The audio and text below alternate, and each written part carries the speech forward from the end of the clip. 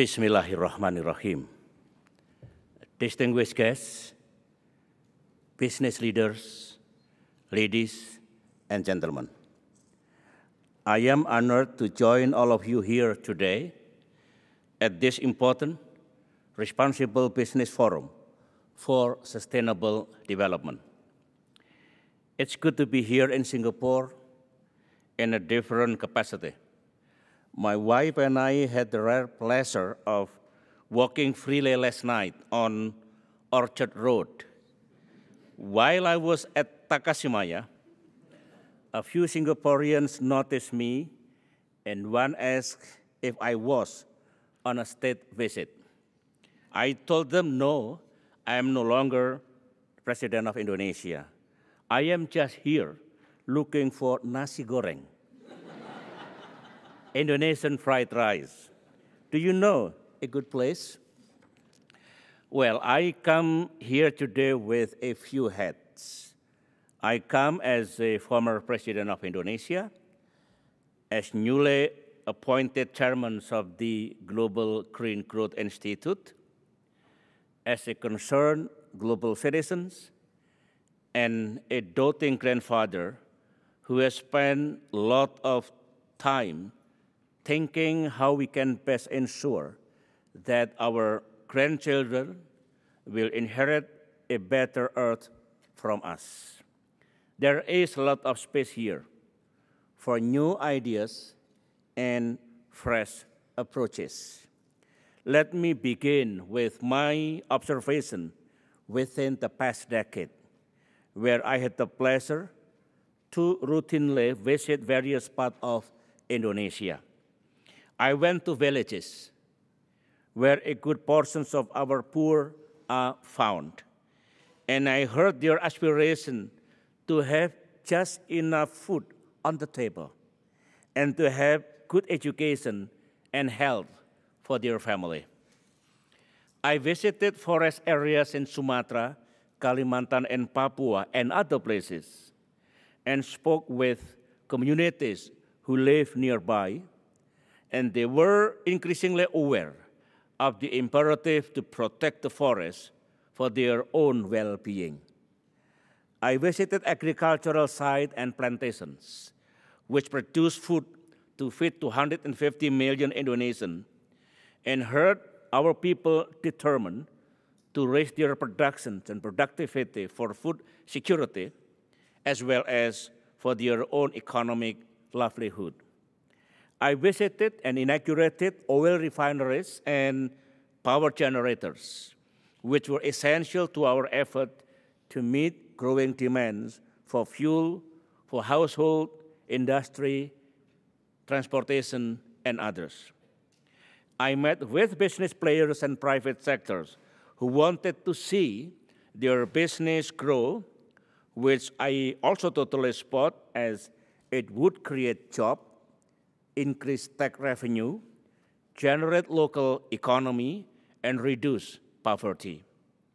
I met with civil society, NGOs, scientists, as well as NGOs on environment, all of whom wanted to curb pollution in Indonesia, preserve our forests, and ensure our people's prosperity. Last but not least, I met with governors, regions, and mayors who wanted the local economy to grow and their people better off, who sought more and better infrastructure, issues that were central to their election campaign. What I am trying to say is this: every country, especially developing country like Indonesia, want to see their people enjoy greater prosperity. They want their economy to grow, but they also want their environment preserved. That is the mission of leaders. That is the responsibility of leaders, be it the political or government leaders, business leaders, or civil society leaders. This applied to me also in my 10 years as president. It was indeed a learning process. I began my first term in 2004 with a national development plan called Triple Track Strategy: pro-growth, pro-poor, and pro-job policy. As the years passed, I felt something was missing. In 2007, Indonesia hosted the historic climate conference in Bali, known as COP13. We achieved some landmark, we achieved some landmark climate consensus in Bali, and that led to important shift in my development paradigm. I evolved the triple track to become a four-track strategy: pro-growth, pro-poor, pro-job, and pro-environment. It was going to be a long road, full of uncertainty, but I knew we were doing the right things, and I knew that this is what the future is all about: how to achieve growth and equity in a sustainable way. This is a question that was relevant not just for Indonesia, but also for countries around the world. How do you strike a balance between the economy and the ecology, between growth and equity, between greed and need, between short-term gains and long-term interests? During my term as president, we tried to find such balance by producing a correct strategy and new policy measures. We committed ourselves in 2009, prior to COP15 in Copenhagen, to a reduction of greenhouse gas emission by 26% by 2020, and by 41% with international sport, which is, which in the midst of a stagnant climate negotiation back then was seen as important game-changer move. We established the Indonesian Climate Change Trust Fund and Indonesia Green Investment Fund. We spearheaded greater cooperation among tropical rainforest countries to conserve and manage forest sustainability through the Forest 11 Forum. We also pursued bilateral forestry cooperation and engaged in the Debt for Nature swap scheme. Through programs such as REDD+, we have been able to manage and protect our forests while supporting economic growth. We have done this by working with the best minds in forestry and to reduce emission from peatlands and other terrestrial sources. We have relegated plantation for crops such as palm oil and sugar to already degraded forests. This helped preserve the vast forest areas that are crucial to regulating and maintaining a livable climate, while still allowing businesses to grow and provide jobs and better lives for rural people who are among the poorest of the poor. As a result, we in Indonesia were able to achieve the second highest economic growth among the G20 economies after China, while at the same time instituting progressive and comprehensive environmental laws. Based on these experiences, for all the challenges that remain before us, I believe what we needed is a pioneering mindset, a forward-looking attitude, and an open mind. Anything is possible, so long as we put our mind to it, and so long as work together. The next few years will be a momentous challenge for all of us. Prosperity will spread worldwide, but it will take place in a global environment of increasing resource scarcity. World population will grow from current 7 to 9 billion people in the next 3 decades. And food production will have to grow by 60% to feed them.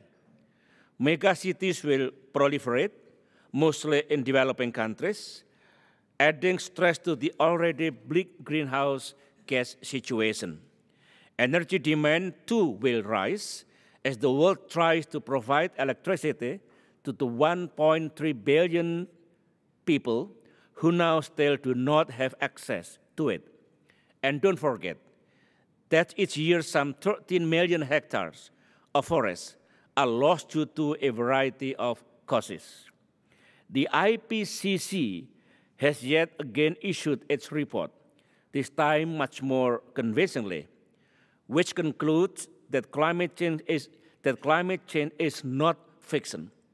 It is real, and it is caused by human activities. And it is fast approaching when a climate tipping point.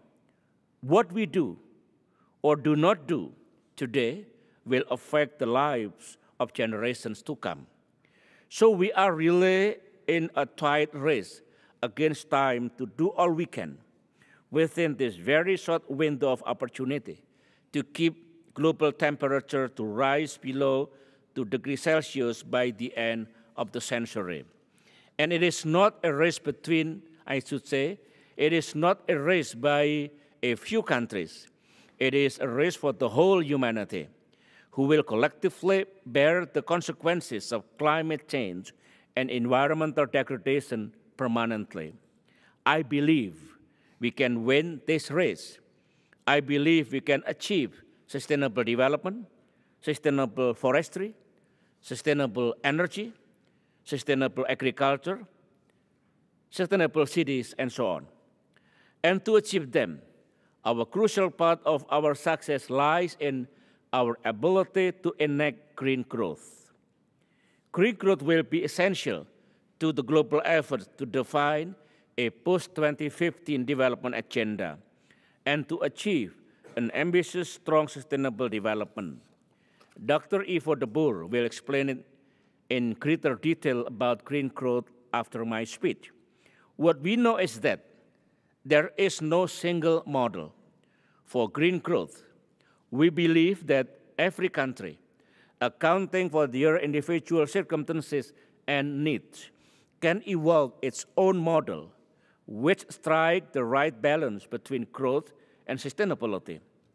Indeed, at its core, green growth emphasizes a new model of economic growth that simultaneously achieves poverty reduction, social inclusion, and environmental sustainability. No one can argue against green growth, not at conceptual level at least. However, although choosing sustainable development from destructive economic development is a no-brainer, putting green growth into practice is quite a challenge. A lot of work needs to be done to change the way we think about development, also in issuing the right regulations and mobilizing sufficient incentives. What are the challenges that decision makers, private sectors, and civil society organizations are facing in implementing green growth? At the top policy-making level, the decision on assumption, limits, and priorities of development activities, including target of revenues and infrastructure investment, are all interrelated and crucial. Bad decision and poor development planning will deliver low productivity, generate abundant pollution, deforestation, and expand critical ecosystem, and increase social tensions. Understanding your natural environment, especially its carrying capacity, will improve the quality of your plan. At the middle level, the challenge is in elaborating national or regional strategies into operational programs and linking related sectors into a coherent and effective intervention. Building a consensus among stakeholders can be complicated in a maze of competing interests. However, inspirational leaders will be able to build effective coalition across sectors and at many levels. And then, of course, there is the challenge in making things happen on the ground. Although national strategies and national action plans will be useless when action fails to be delivered by real people local companies, and municipalities. There is no global sustainability without respect to social, cultural, and ecological constraints. A sustainable future needs all segments of the society to maintain and to benefit from it together. In summary, to overcome the challenge of implementing green growth, we need to provide long-term vision, comprehensive strategy and operational plans, as well as getting all stakeholders on board from planning stage to execution. A sustainable green growth needs a combination of scientific knowledge, leaders' commitment, and a collaboration of all stakeholders. In recent years, we have seen many innovative green policies come out of the woodwork, but I know we are only seeing the tip of the iceberg. I am sure we will see a growing and rich body of knowledge on various green growth models that will benefit government, businesses, and communities. It is important that these valuable information, knowledge, and know-how are collected, spread, and shared in the speediest way possible around the world. Many countries know that there are plenty of innovation out there somewhere. They just need to know how to get them and adapt them to their own needs. It is time for serious action and strong collaboration involving government, businesses, and civil societies. Governments have to demonstrate political will ahead of Paris 2015 in the form of ambitious commitment for a global climate agreement. This will send strong signals to the business community and shape regional as well as local policies toward green growth and climate change. Government can also pledge funds for innovative financing mechanisms in order to strengthen climate resilience in the poorest and most vulnerable countries. At the national level, government have to master political muscle in undertaking a long-term vision to develop institutional and regulatory framework and incentive for green growth.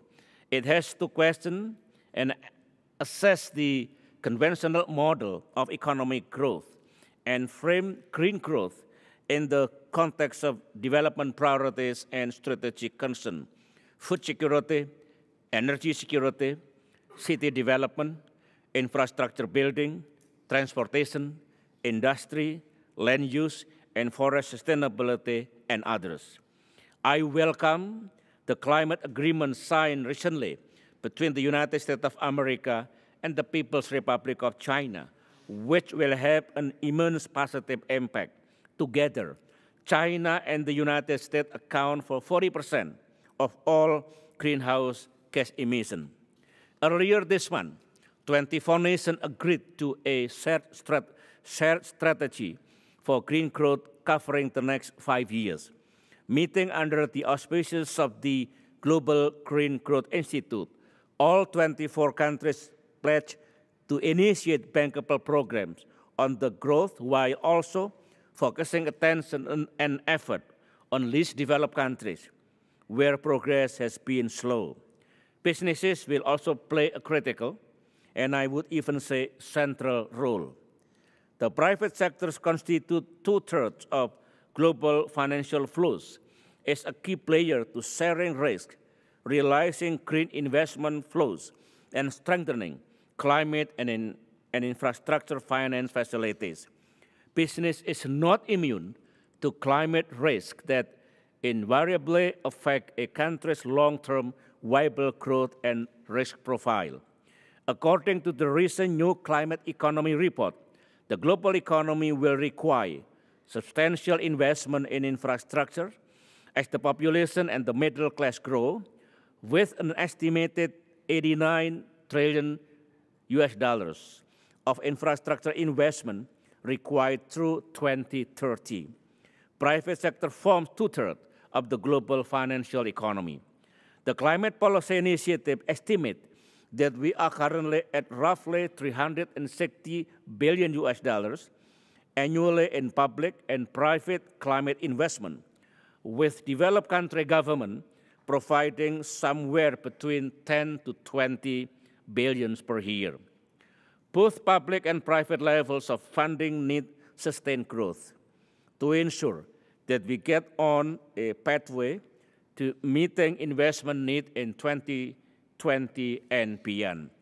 Thus, I call on business and the business leaders here today to recommit themselves turning their business green, to reducing their carbon footprints, to promoting their suppliers to reduce their carbon footprint, to use alternative energies, to develop new thinking, approaches and technologies to reduce waste and maximize precious resources, and to support political and societal leaders advancing the same goals. We are all pursuing prosperity, but the only true prosperity is one that is built on equitable and green growth. I said at the beginning of this speech that the issue confronting us cannot wait. We must act now. My friends and colleagues, we have traveled here to Singapore because we care about prosperity. We care about people. We care about our planet. Another kind of growth is possible, in my view, a greener, more equitable growth. In follow-up from this Responsible Business Forum, let us work together to brainstorm and innovate and recommit to building a more prosperous, sustainable, and green world. Let us build that world together. I thank you.